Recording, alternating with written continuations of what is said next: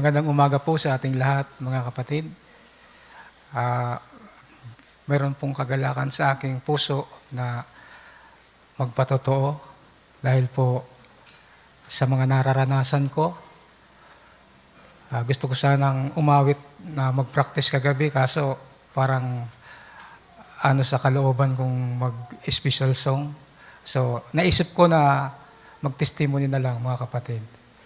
So, naalala ko pa, mga kapatid noon, mga panahon na ako'y wala sa gawain nung ako'y tinawag ng Panginoon, nung ako ay nandun pa sa ibang pananampalataya sa denomination church. So, sabi ko sa aking sarili, ang mga preaching, pare-parehas lang naman ang mga preaching ng denomination, preaching ng mensahe. Pero mga kapatid, dito po ako pinagpala sa mensaheng ito. Dahil po, mga kapatid, kung hindi lang ako tumalikod sa Panginoon, kung unang tinawag ako dito, nagpatuloy ako mga kapatid, siguro buo ang aking pamilya. Dahil po, mga kapatid, hindi ako nanindigan sa Panginoon. Kaya siguro, ang ginawa ng Panginoon ay iwahiwalay kami. Iwahiwalay ang pananampalataya. So siguro, kung ako'y nagpatuloy, siguro kasama ko sila dito mga kapatid. So ako po ay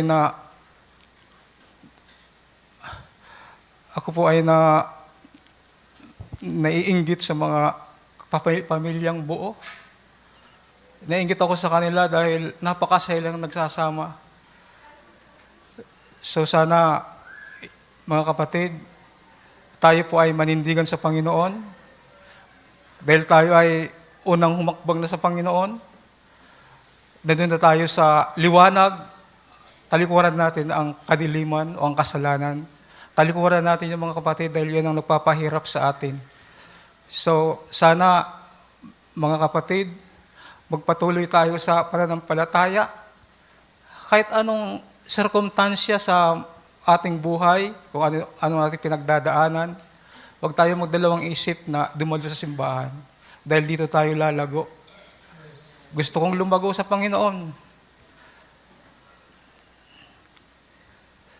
So, iniisip ko, mga kapatid, na ako nga sa aking trabaho, nagbibiyahe ng tricycle. Halos 3 oras ako naghihintay sa pila. Yung mga kasama ko doon, mga unbelievers. Kung baga, ako lang ang laging nakikita nila, hindi ako nakikisama sa kanila. Hindi ako nakikisama sa mga kung anong mga ginagawa nila doon. Minsan ako nakikita nila na mayroong pagkakaiba daw, hindi ako nakikisama sa kanila.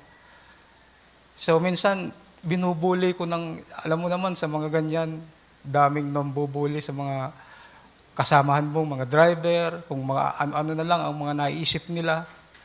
So minsan, sabi ko, Lord,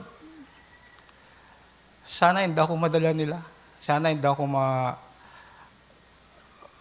sa mga sinasabi nila na kung ano, nag-iinuman, kung anong mga ano nila.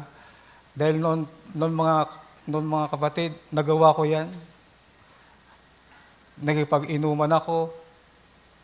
So, yun ang nabago sa akin ng Panginoon dahil nung tumalikod ako sa Diyos.